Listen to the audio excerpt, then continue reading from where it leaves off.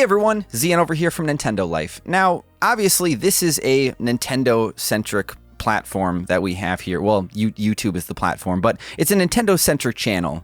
And so a lot of us here on the channel, which I feel like I can at least speak for myself, we've grown up with Nintendo consoles pretty much all of our lives. And those consoles, they typically, I'm pretty sure 99.999% of the time, they launch with video games. And some of them aren't always the best games, you know, and sometimes we end up getting those systems later in life, or they're passed down to us.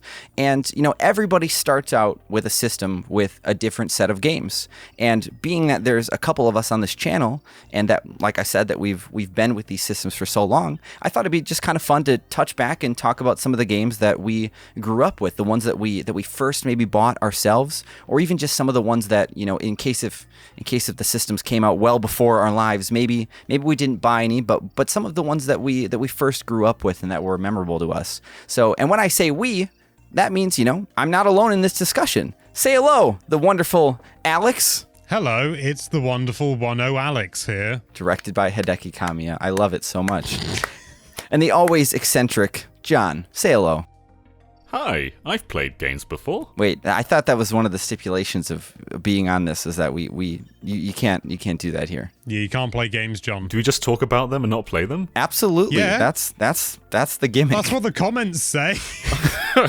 I guess I could start out right away just to get lay the framework down. Start with the NES. Start with the NES. Oh, you didn't want to talk about like the Game & Watch or Nintendo, or the playing cards that Nintendo made? You don't want to talk about those? I want to talk about the Super Hand or Grabber. I remember my first Nintendo playing card. I bought it singularly, and I didn't want the deck.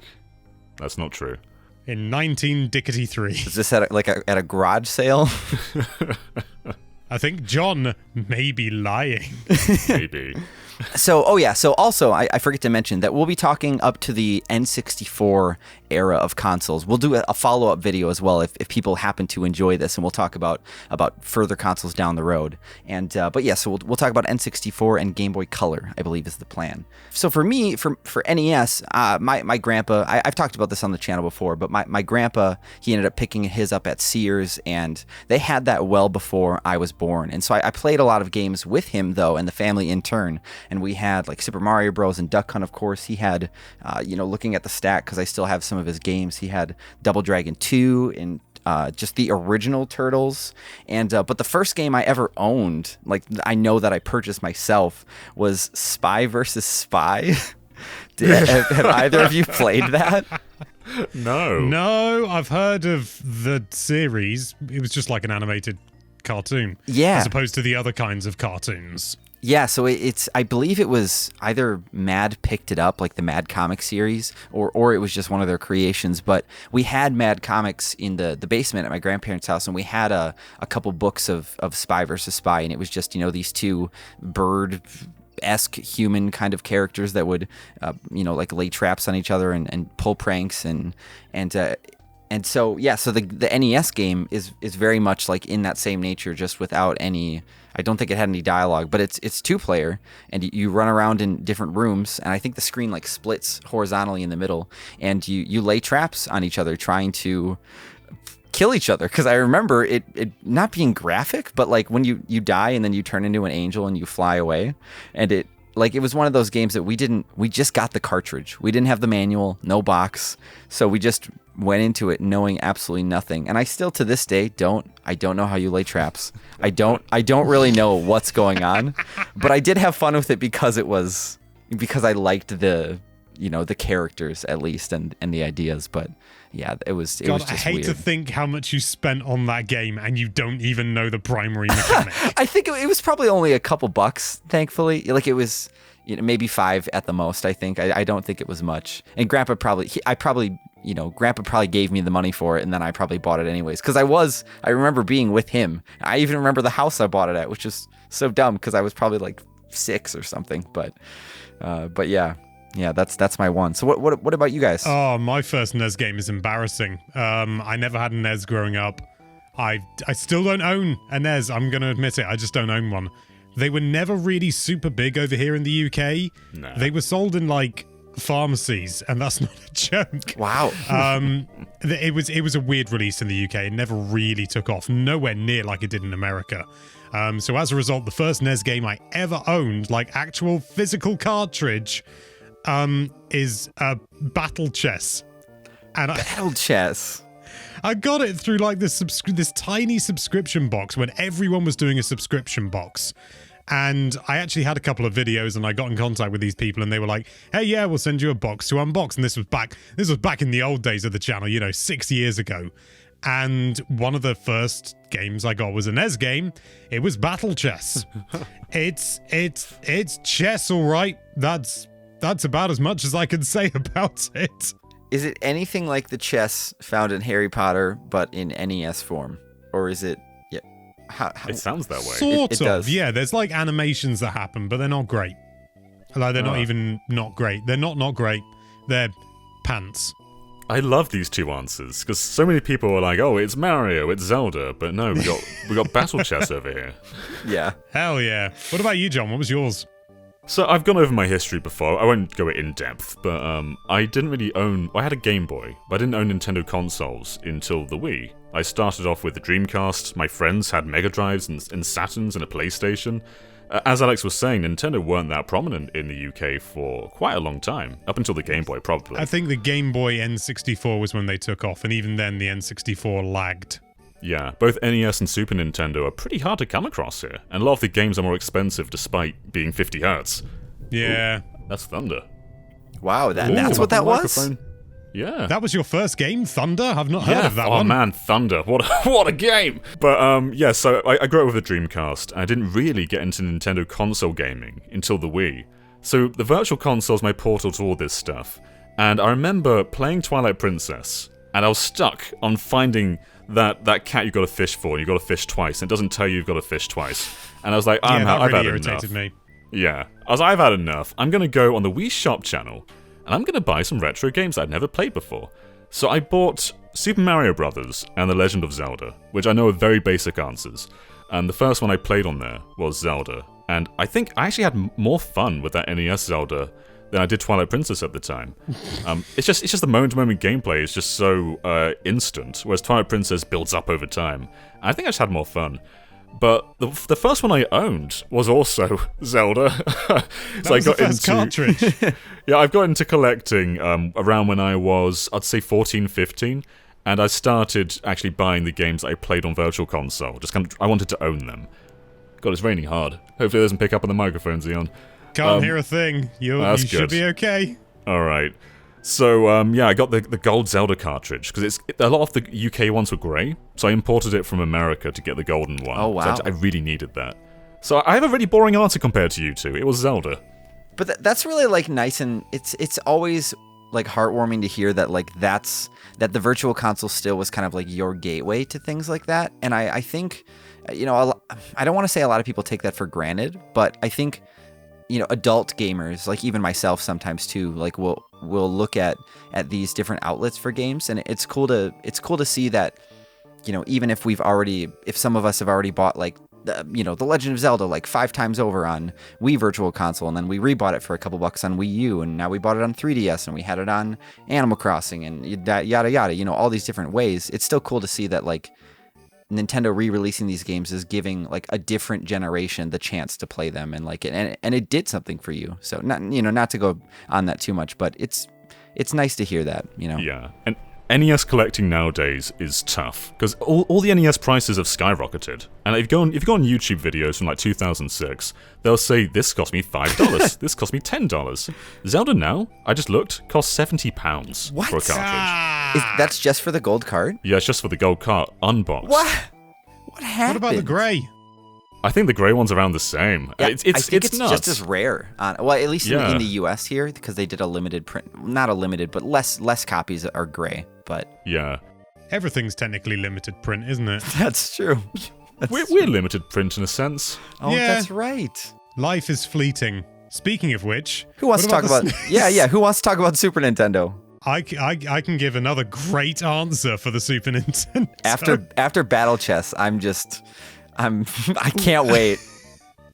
Well, the SNES that I own, I inherited is a very strong word, from my late grandmother. She bought it off my cousin because he wanted a PlayStation, and so she bought it off him so that he would have some money to put towards it, and she had it at her place, and we would play it there on this. That's so nice. We sometimes play it on this old black and white CRT.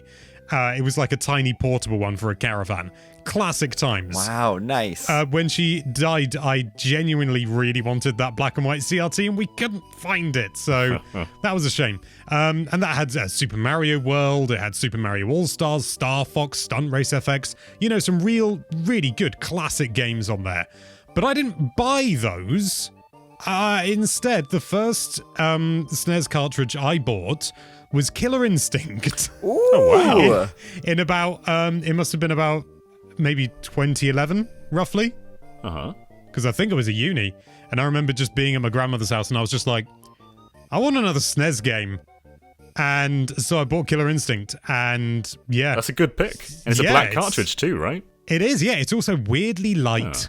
I don't know whether it's just because the other ones that I've got have just got more ROM chips in them or what, but yeah, it's a great game. Really enjoy it. That's cool. Yeah, that's a brilliant one. Mm-hmm. I booted up, when I did that Super Nintendo video the other day about the Super Game Boy, I was playing Killer Instinct because it has multiplayer. I saw, yeah. Yeah, and I was listening to the theme song, and I forgot how good the music is in Killer Instinct. It's yeah, and I wasn't even listening full to of bangers. Yeah, and I wasn't even listening to the Super Nintendo version. What about you, John? Oh, okay. All my answers for the early consoles are going to be really boring because I was super into Zelda at that point, and I still am. But I was going through the Virtual Console, and I promise I went a bit daring with some of my picks. But my first picks were the simple ones. It was the Marios, it was the Zeldas, it was the Metroids. And I think I don't think A Link to the Past was available when the Wii Virtual Console launched. I think it launched with a few Super Nintendo games. I'm pretty sure the first one in that batch was Mario World, which was the first one I played. And a friend of mine actually before that had a Super Nintendo with Donkey Kong Country, and I watched him play. It was a weird relationship where I'd watch him play things and he wouldn't give me the controller. I had a friend like that. Did you have a friend like that too? I don't think I had a friend necessarily, but I did have. You were the friend. Yeah, you were the guy. I might have. He'd come around my house and watch me play Spy vs. Spy. Sonic Underground. Yeah. I guess I just feel like most of my childhood friends were really, really good in that regard, But I did have. One of them had a brother that was like that. Like I remember watching him play many games, and I didn't touch the controller at all. So, but sorry, go on, John. This is your time. That friend actually, he kind of gave me a lot of my Nintendo experience because he also had a GameCube, which we're not discussing today. But that got me into a lot of. John. It doesn't exist. It doesn't exist. It's a game, nothing. But it did get me into stuff like Zelda and Smash. And so he had his benefits, even if I'd wasted a lot of time watching him play and doing nothing. So Donkey Kong Country was my first experience, I suppose. But A Link to the Past was the first one I purchased on Wii Virtual Console, and it was also the first one I purchased on a cartridge. And also, it was great. Fine choice. It's an amazing game that still holds up. And I remember playing that. I just finished it in a single sitting. Wow. It was so like good. I couldn't put it down. I didn't have that luxury when I played it as a child because I'd play for what felt like 4.5 seconds, and then my dad would come in and go, "Oh, you gotta help me weed the patio or something." Yeah, we couldn't play games in the living room. It had to be in my own room on a tiny, like a 7-inch CRT.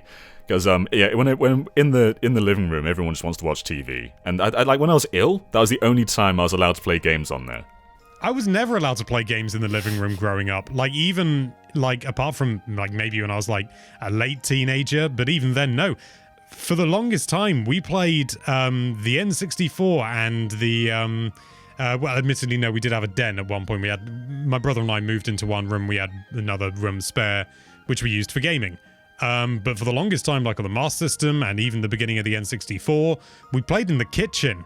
On the kitchen TV. I guess it's good for snacking. Which is like a 12-inch CRT. It's rubbish. That's such an interesting thought, because I guess, being an adult now, it's like, well, of course we're going to play on the TV in the living room. Like, especially if it's bigger, like it's built for gaming, right? Like, yeah. It's our house. But yeah, I even remember now too that I would always play in the back room or like the basement at my grandparents' house, or at my parents' house. I could play in the living room, but I remember now, like I'm just realizing this as we're talking, but I remember my grandpa being like, Zion, I don't want you playing games in the living room, and me being like, Grandpa, please, I just got the GameCube, which doesn't exist right now in this timeline. It doesn't exist. Yep. It's just funny to look back on that and see. I wonder if kids these days are still getting like yelled at by their parents, or even just being told, no, you can't play here, go play in your room, you know.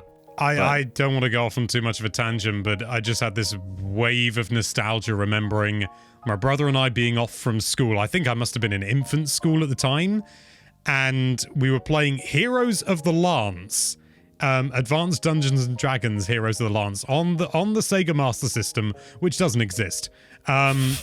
And I remember we could never complete it because it is a revoltingly hard game. It is so obtuse and so stupid. My brother actually completed it. And we called up my dad at work in the kitchen, and we held the phone to the TV so he could hear the ending music. No I don't think he was way. tremendously impressed. Oh man, the Master System rocks. It's such a sexy system. Put that next to the NES. Which one's sexy? Which one would you rather take home? Obviously, I'd rather take home the Sega, yeah, not gonna lie. We should do an episode, like a chat, all about non-Nintendo things and be truly sacrilegious. Oh no. We'll get burned alive. Yep, Sega Life, and I don't know what else. What else can people call it? PlayStation Life? That one doesn't really roll off the tongue, but it'll happen anyways. Neo Geo Life. Yeah. Neo Geo Life. Wonder Swan Life. Like if you want to get even more. Did I? Oh, I didn't talk about Super Nintendo, did I? Oh. Not yet, no. That's right. I'm waiting with bated breath. I forgot. Well, so my Super Nintendo was a hand-me-down from my cousin Nick and Marcel and Sarah. Well, from the three of them, rather. And so I had a batch of games that I got with it, and I don't remember all of them. I did spend a lot of time with Final Fantasy II, or Final Fantasy IV, if you want to call it that. And it's the entire reason why I enjoy the series now, and it's my favorite one. But you know, like I said, eventually we got that system ourselves, and I think this was still around the time that those games were being sold in stores, so I was still able to walk into Walmart and like I remember digging through the bargain bins, or one day I even spent like a bunch of time in the back of Walmart like sorting through an end cap and like not alphabetizing the games, but like looking at all of them and then like cleaning it up. So I would spend a lot of time deciding on what game to take home. Basically, Grandma would go drop me in the electronics department and go do her shopping, but at the Walmart in Stevens Point or Plover, Wisconsin, if anyone happens to want to remember that, I picked up Tiny Toons Buster Bust Loose, and I ended up selling it, and I have a copy now, and it's tough. It's crazy how many of these like games that were designed for a younger audience were really not. They weren't easy, you know, and I suppose that was the point to keep you playing. But I had that.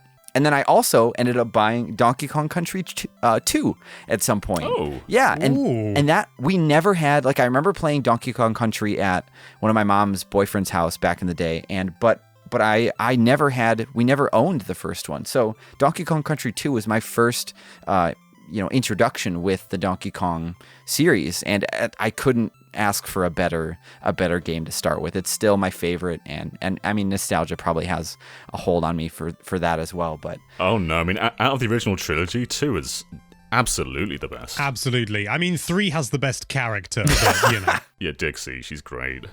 Dixie is, but she did get her start in 2, so you guys aren't wrong. Yeah. There's a lot of Donkey Kong Country coming up today. I approve. Same. It's a good time. And this might not be the end of the Donkey Kong Country discussion. I'm not sure. So we'll see. Or Who knows? Donkey Kong in general. So do you guys want to talk about the Game Boy now? That's timeline wise, right? I think so. I can't remember which came first, the Game Boy or the SNES. The Game Boy was during the NES era. Oh, it was? Just towards Okay. the end. Ah, well, who's counting? The comments can complain. Let's just crack on. Sure. So I guess I'll start with this one because mine's super quick. I didn't own a Game Boy ever. Like, I mean, I obviously I have one now. Damn it, Zayon! I'm sorry. Well, obviously I have one now because I cracked open one that I thought was brand new, and that was a dud. Well, it worked. Oh, but okay, I forgive you. yeah, thanks. That was truly heartbreaking. I mean, I did have a different Game Boy system, but yeah. So I do remember playing a classic Game Boy at my grandma's house. I think either I was there because I was sick, or my cousin was, but he owned an original Game Boy and Link's Awakening, and so that was, to my memory. He likes to tell me that this is not true, that I played a different game first, but I remember playing Link's Awakening on the original Game Boy with him as my first. That's my first Game Boy memory, and I think then in turn probably the first. Because I think most of the games I owned were probably Game Boy, were the successor to that, But I did own Pokemon Red and Blue, and I think Blue was the first one I got. And I think then my mom got Red. It's really hard for me to remember, and that should be just an easy thing. It's because it's like picking your first Pokemon, but yeah, I think the Pokemon series was my first game that I ever picked up, and it makes sense. I was born in '92, and that's what kids did then. They played Pokemon, or why do you even have a Game Boy? But what about you guys? So this is my first answer. That isn't just Virtual Console. So I'm happy to say I did have a Game Boy. Oh my god. I didn't have the original grey Game Boy. I had a Game Boy Pocket, the yellow one. And it was my sister's though. She got it for Christmas. And she also got a Dreamcast for the next Christmas, I think. But she was never really into them. Like, she got the Game Boy with, I think it was Mario Land, Game & Watch Gallery, and Pokemon Red. And she just wasn't that into it. So she played through Pokemon. I think she got to Cerulean City and just stopped there. And she, like, me and my other sister, we were like, can we have a go? And she'd go, no, it's mine! And she was just so protective, even though she wasn't really into it. She was too busy playing golf. Yeah. This was a different sister to that one. How many sisters do you have, John? There's two. It's not that complex. So, yeah, Pokemon Red was the first one I sort of watched, but I wasn't allowed to touch. But one day, while she was snoozing away, I took the Game Boy, and I started playing Game & Watch Gallery. And I had a really, really good time with that. It's one of those games that it sort of it updates the original Game & Watch games to, so it's not just pixel by pixel. And it just feels good. And I also played Mario Land around the same time. But also, not long after that, my grandmother, she never touched a game in her life. She was like 70 at that point. She had a Game Boy Color with Donkey Kong Land, and she's what you'd picture a grandmother to be. And it was so peculiar to have her playing a Donkey Kong game. But I also got my experience with Donkey Kong from that. So I'd watched my friend play DKC in the past, but my first hands-on with Donkey Kong was Donkey Kong Land on my grandmother's Game Boy. That's wild. Yeah, I can't imagine being a grandma and trying to actually make out what's going on screen in Donkey Kong Land, because it's just so much color. Yeah, she also got a DS with Professor Layton and a few other games. Like, she's a gamer grandma. That's awesome. Where do you stand with the Game Boy, Alex? The first Game Boy game I ever owned is also the first Game Boy game I ever played. I got a Game Boy Pocket for my 8th birthday. I don't know exactly. No, Christmas, sorry. It was definitely Christmas because my brother and I got them at the same time. We each got a Pocket. And the first game I played, it was a double pack that came with Wave Race and Metroid 2. And obviously, because it had that badass looking cyborg thing on the front, I went with Metroid 2. And I remember being confused. It's just obtuse. It's an obtuse game, certainly for a child. And I remember, I've mentioned this before, I remember looking over at my brother, because he also started playing Metroid 2 first. And then I looked over at him. I didn't realize he'd changed game. He started playing Wave Race. I looked over and I was like, how'd you get to that level? You need the morph ball. You've got to go under a certain pixel. Yeah, absolutely. Yeah, it's up, down, yeah. But I remember the first game that my brother and I actually bought, like paid for with money and exchanged, wasn't a gift, was relatively bitterly disappointing. It was Alleyway. Which is, Alleyway's it's okay, but that's all it is. And when you've paid money for that, I remember just being like, even at the time, I remember sort of thinking, oh God, I wonder what the rest of the game is like. And not realizing I was playing the whole game.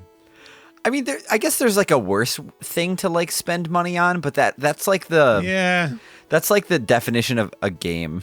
Like, yeah, I don't. The thing is that it's okay as a game, but I don't even have a good story out of it. It's just like, what's the first game you bought? Alleyway. Oh. I mean, it That's a is. shame. It is. There is something precious about like you two saving up your money.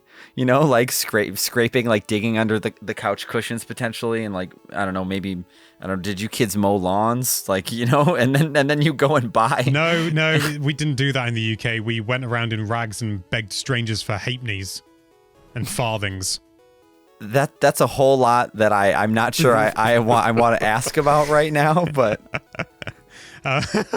Halfpennies is a halfpenny and a farthing is a quarter of a penny. Okay. They have not existed for a long time.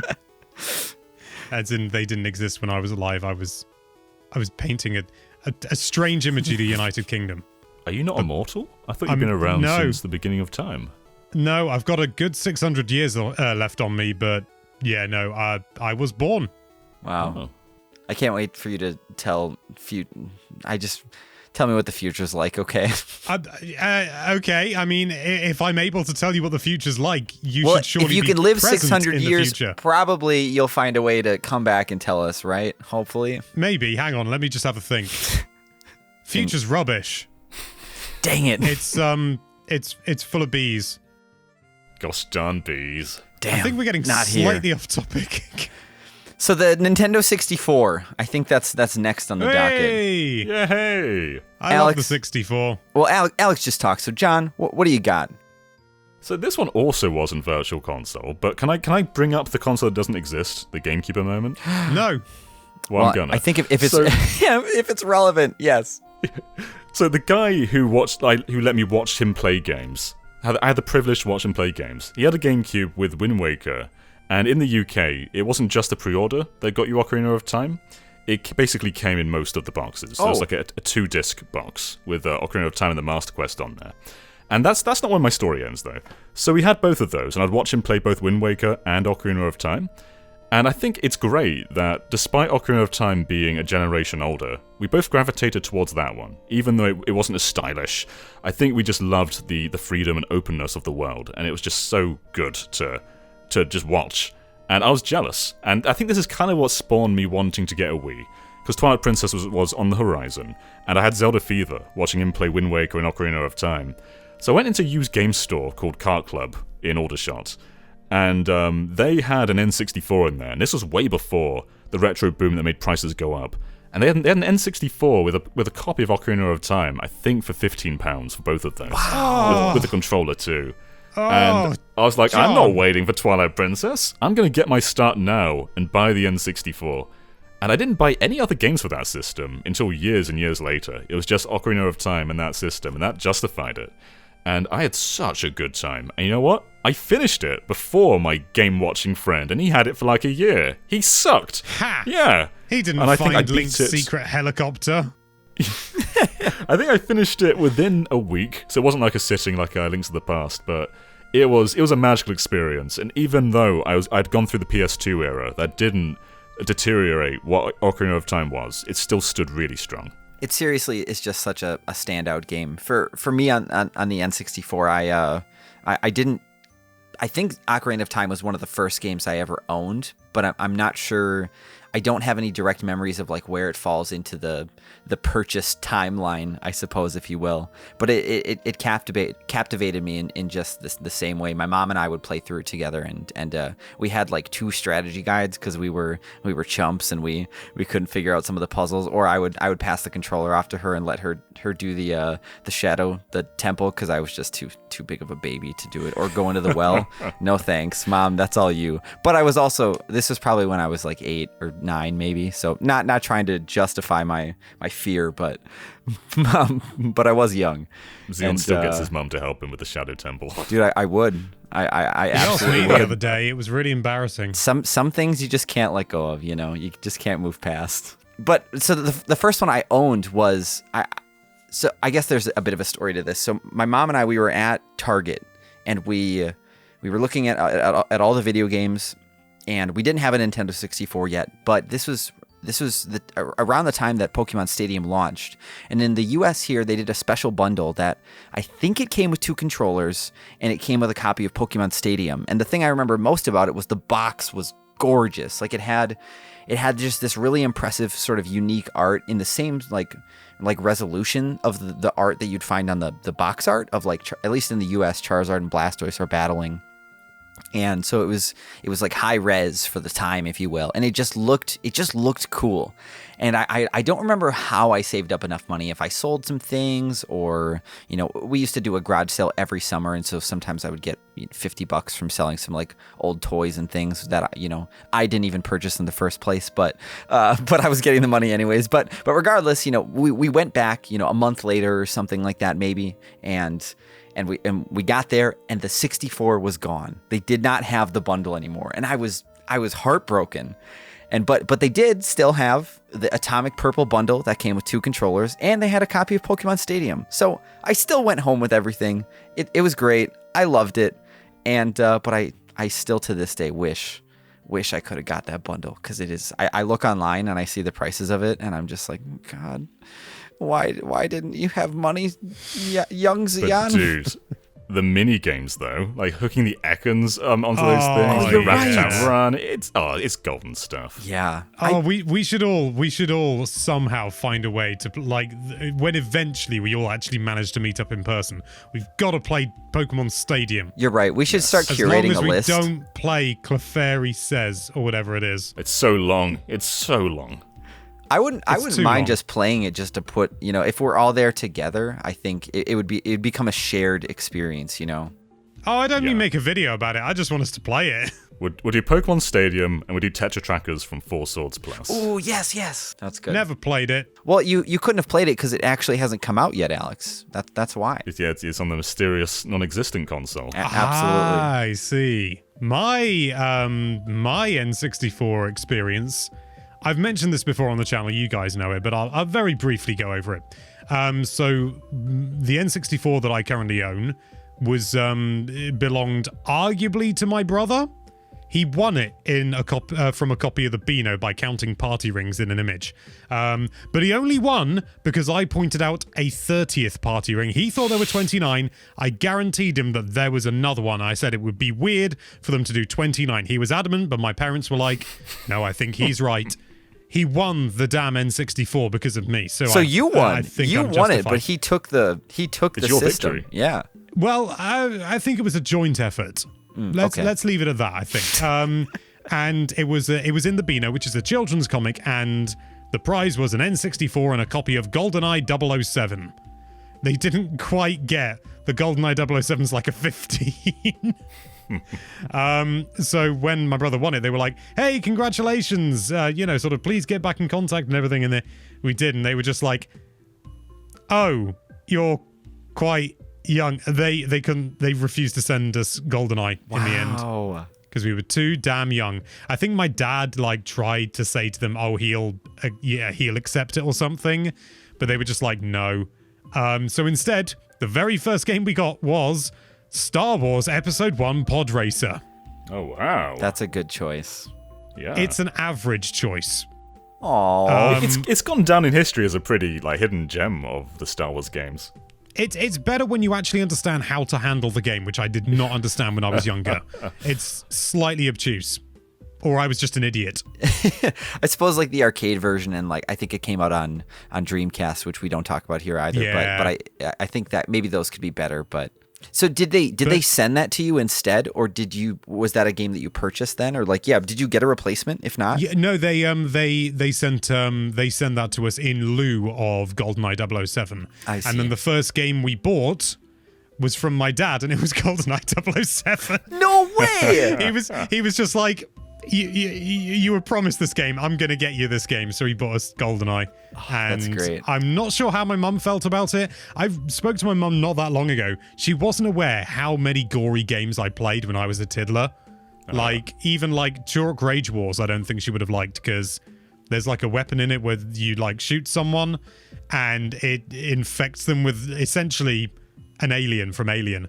It's chestburster, and they start hearing a heartbeat in their from their speakers, and if it gets too rapid, it bursts out their chest and they die immediately. Oh no. There are worse games to give a child than GoldenEye, because it's pretty comical. There isn't blood. It's very comical. when you shoot them, they kind of like dive as if they're a movie, as I think if there is they're an blood, actor. but it's just like red smears on the model. Yeah. Yeah. Or like Yeah. does it fill over the? Is there like an overflow of like blood on the screen, just like you said, a smear almost? Is that what when happens? you die, Yeah, I suppose blood when you die, dribbles yeah. down, which is a reference to James Bond. The man himself. Yes, actual James. His full name is Jimothy Bond. I played through Goldeneye saying, "Is that a James Bond reference?" Can't be. I will say, I think I went the longest time without knowing, like, because I didn't watch the movies growing up, or I think I watched an uncle play like The World Is Not Enough on N64, and I still didn't know that it was a James Bond thing. Like, I guess 007, sure, I could pull that, but yeah. The only game I remember purchasing on the N64 aside... Oh no, I remember buying Donkey Kong 64 with my brother and it costing us 60 bloody quid. Oh, yeah. Oh, right. Did that come with the expansion pack? Right. Yeah. People talk about games being expensive these days. Forget that. £60 for an N64 game. And that wasn't unreasonable. Generally, we would wait. I don't know whether this happened before or after, but I do remember buying a copy of Turok 2 from a retro game, well, like a used game shop. It wasn't a retro game shop at the time. And I'm pretty sure, let me just double check. Yep. It was previously owned by somebody called Milton because they melted or carved their name in the top of it. Oh, Yep. man. Good old Milton. Imagine if they're watching this video and they go, "Oh my god, I used to write Milton in all my games." Yeah, with a soldering iron or something. Yeah. Yeah. So out of curiosity, do any of you have any like fun stories of trying to purchase a mature rated game or what is it? Is it PEGI? Did they have PEGI on N64 back in the day, or was there just not age ratings? No, I don't They think... typically use like movie ratings. Like Resident Evil 2 on N64 has like a 15, but sometimes they had a different rating system before PEGI. Yeah, it's I've just realized the 15 on here is a sticker for Turok 2. Really? Just peel it off and then anyone can buy it. Honestly, I think maybe it was put on by the staff because they were like, hang on, this is a violent one. Sure. There weren't really many ratings. I remember Conker's Bad Fur Day actually had to have a disclaimer on it saying not for children because there wasn't an age rating. Okay. Just by the fact it's got, a squirrel drunk on the front. My parents were pretty okay with what I played because I think they understood that. I see movies sometimes on TV that were violent, and that a lot of it was comical. And I don't think I really tried to play that many M-rated games though, especially not in that era. Like I brought a copy of Resident Evil 4, and my parents weren't even there for that. I walked into WH Smith's and just went to the counter and just went up with it. I think I must have been like 11 at the time. Way. And they were just like, yeah, here you go. Yeah, it wasn't really regulated, was it? That's WH Smith's for you, though. This kid's gonna get so scared. In a way, it sort of feels like when your granddad talks about, oh, I used to go down and used to get, packet of cigarettes from my dad when I was 6. And it's, or I used to get his tobacco for him. They used to send me down to shops with 8 bit, and I used to get 4 pounds of butter and a loaf of bread, 16 packets of cigarettes, and a jug of cider. Oh, you know what, Alex? You know what? Changed accent then. It wasn't WH Smith's. It was Woolworths I got it from. Oh, I miss Woolworths. It was nothing like the Woolworths you have, by the way, Zion. I don't even know what that is. So Woolworths was this retailer, and they were known for their pick and mix. And you can get any sweets you want, mix them together. But the problem is, people stole. And I think that's what sunk them. No. People kept stealing the pick and mix. Do you remember? Because Woolworths went out of business and then they came back online. I don't know if it was a joke, but there was talks of doing pick and mix over the internet. It might have been a joke. I don't know. It was so long ago. Is this one of those things where like you pick candy and they weigh it? Yeah, that's it. Oh, nice. Although often, oh no, I think Woolworths was done by weight, but I remember a lot of pick and mix places used to, like, different sweets were worth different amounts of money, so you had to calculate each one. And I remember as a child, that's where I get my mild maths skills, was being able to count the sweets. And I remember some of them. Life skill. Yeah, some of them were a bloody penny. You can't get anything for a penny these days. I did want to say one thing about N64 quick too, was that I can't remember if I've covered it before, but it's monumental for me, was that I purchased Majora's Mask. I remember I was up in at Walmart with my grandpa, and we bought it, and we got home, and we didn't have Donkey Kong 64. So you know what that means? I did not own an expansion pack. And so I popped the game into the system, and I think the Majora's Mask, I think, just like hovers around on the screen like it normally does, and it just was like expansion pack not found or something. And I just remember I might have even cried. Like I'm just gonna be honest about it. It was that. I'd have cried. Right? Yeah. It was a huge deal. And so I think like the next day or two we went back and bought it, and it was like $40 or $50 standalone. Like I wish, I wish I would have found Donkey Kong 64 instead. But I remember spending my money on that and then just being so sad. But yeah, the Game Boy Color. Well, one more thing. Oh yeah, just very.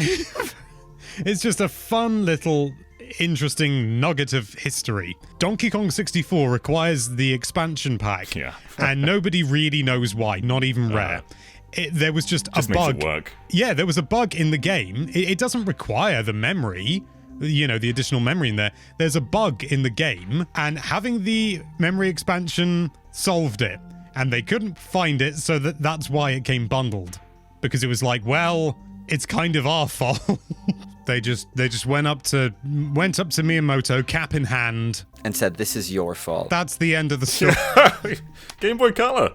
Game Boy Color. John, All right. what's your Game Boy Color history look like? So my answers have been pretty safe up until now. I've been saying like Mario, Zelda, but this is a bit different. So I didn't actually own a Game Boy Color. I didn't. I sort of went onto the Game Boy Advance after my Game Boy Pocket, and then went back into the Game Boy Color library from there. And I can't quite remember which was the first, because I remember my sister. Not that this was the golf sister, the sister who went on golf trips with my dad.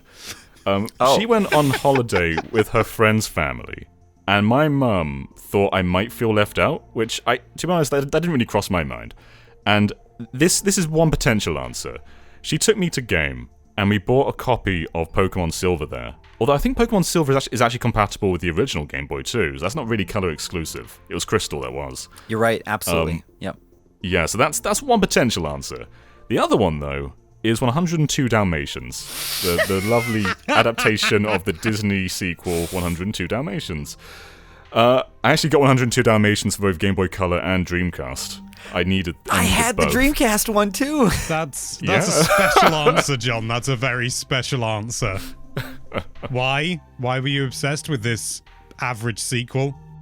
Well, is this the one where they turn Cruella de Vil into a cake? Or was that the first live-action one? I don't know. All I know is that realistically, because I remember the plot, that I know we're going off topic here, but this has been irritating me for years. Oh, wow. The entire plot is that now she wants another coat made of Dalmatians, but she wants a hood, so she's going to need 102. And it's like, I don't think you need 100 Dalmatian puppies to even make one coat. Also, there are going to be seams up the arse.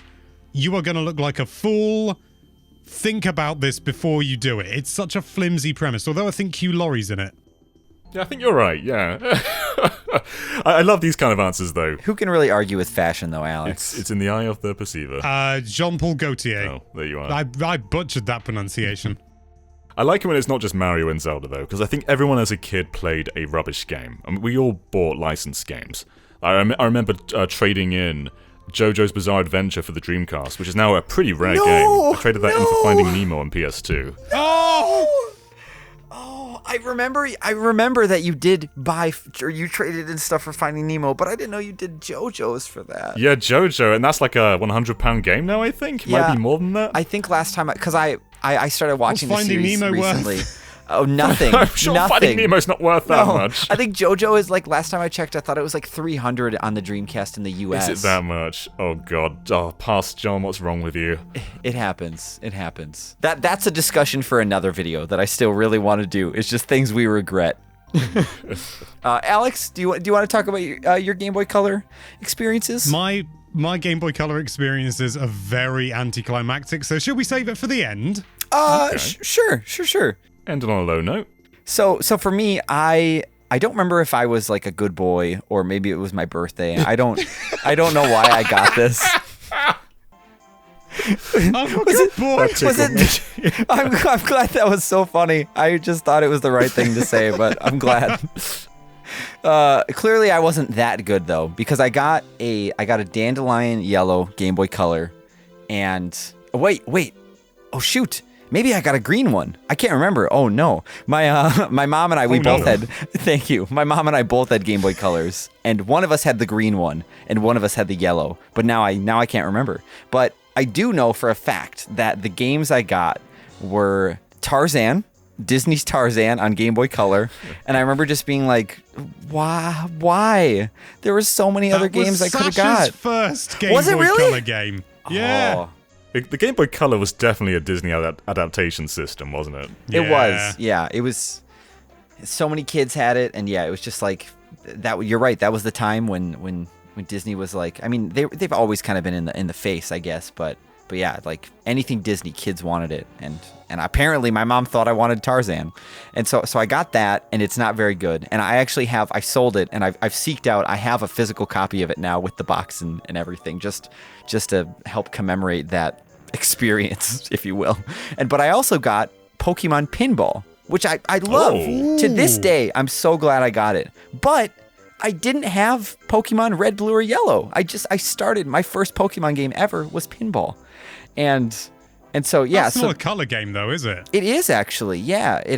It works on original Game Boy. It does. I thought it was see-through. Yeah, so at least in the States here, it's a black cartridge, so it works on both Game Boy and Game Boy Color, but it does have it has the color branding, so and it's got the Rumble Pack. It does, which I loved back in the day. Like that was the cool thing for me too. And it was the first way I ever caught a Pokemon. So I think maybe that's why I enjoy it more nowadays. But yeah, those were my first Game Boy Color games. To be honest, Eon, I think it's okay to miss out on Red, Blue, and Yellow and play Pinball, because that's the better experience. It only goes down from there. I suppose you're right. Like if I would have played if I would have played Red, Blue, or Yellow first, maybe I never would have got Pinball. And so I'm happy with the decision my mom chose for me. And beyond that, I don't really know what game I purchased myself. I did get Link's Awakening DX, after, playing it and watching my cousin play on his original Game Boy. And but yeah, that's probably my Game Boy Color purchases, at least in the book. Awesome. What about you, Alex? Your anticlimactic one, apparently, which I feel like it's built up now. I want to hear this. It's going to make it even more anticlimactic. It's beautiful. I didn't buy a standalone Game Boy Color game until about 4 years ago. Really? Wow. Yeah, I never owned one. I had some dual system ones like Pokemon Trading Card Game and things like that, and like Gold and Silver. But we never had a Game Boy Color. I bought a Game Boy Color about 4 years ago and fixed it because it was broken. Nice. By which I mean it needed cleaning. And I bought Donkey Kong Country. Hey! It's an okay port, isn't it? I mean, it's impressive for the time. Isn't it? Didn't they make it because they just like, we reckon we can do this. Hey, we can do this. Nintendo, can we publish this? Why? Because we can. The Game Boy Color has a lot of gems, but I don't think many of them are going to be people's first, especially as a child. Like Metal Gear Ghost Babel is a fantastic game. As are the Oracle games, the Zelda Oracle of Ages and Oracle of Seasons. They're great, but they're probably not what most people started with on that system. It was a stopgap system, really, wasn't it? Yeah.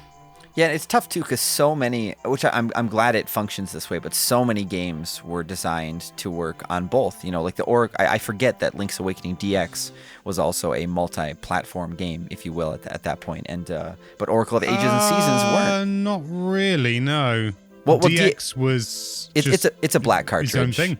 Yeah, you can play DX on either. Yeah, yep. I mean, obviously, you just don't Let me get guess, you can't do the color dungeon. You can technically. So the color dungeon was locked out because you've got to hit the blocks in their colored order. When you're playing on a regular Game Boy, you can't see the colors, and that was their way of stopping regular Game Boy players from getting in. Oh, it's like the Loftwing amiibo all over again. You're right. Yeah, it was like the people that had the color were rewarded, I suppose. Yeah. That's funny. I never thought of it that way. Because, yeah, I've never played it on I guess I just played it on the Super Game Boy the other day, but I've never popped my Color DX version into a Game Boy. Ugh. No thanks. Jesus, it's just as well we said we were going to go up to the N64. isn't it? Yeah, that's a good point. This would be a fun thing to continue another time, because I feel like my stories get more interesting than just Zelda from here on in, but maybe another time. You have drawn the retro short straw, haven't you? Yeah. I feel like none of you have stories on this, but I feel like I just have to ask anyways, so that way someone doesn't grill us in the comments. But do any of you have Virtual Boy stories? I wish. I'd love to have a Virtual Boy. It's my one Nintendo console gap. Yeah. I saw it once, not in real life. Actually, no, I have seen one in real life. In the office. The Nintendo Life office. Oh, of course. Of course they have one. I mean, they have to. I really want to play Wario Land. I've heard it's a legit great game. Yeah. Did they release it on the 3DS or am I going mad? No, I wish they did, though. Yeah, that's one of those that it would be really, like, I feel like a small market of people would be so stoked if they released that on the Nintendo Switch Online, and hopefully they do someday, so that way we can stop, then we can actually talk about if that game's good or not, you know? Because I've never played one either. I have played one years ago from working at the game store, but I've never owned one or played one at a friend's house. It was only for business reasons that I played it, was to make sure it worked, you know. Yeah. So. When people say Wario Land on Virtual Boy is great, we are literally trusting the word of H people.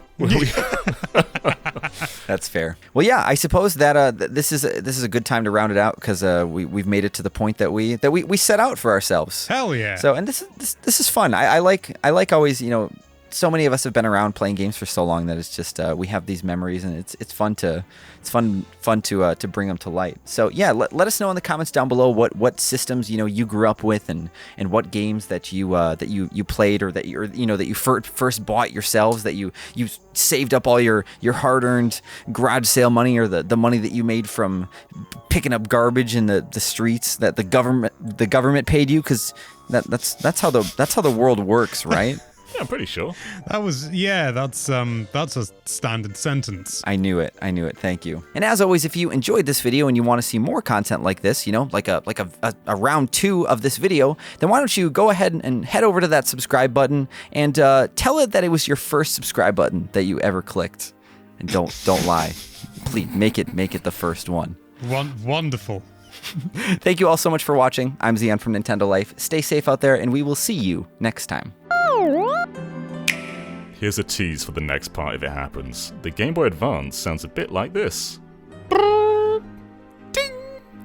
And this is the Nintendo GameCube.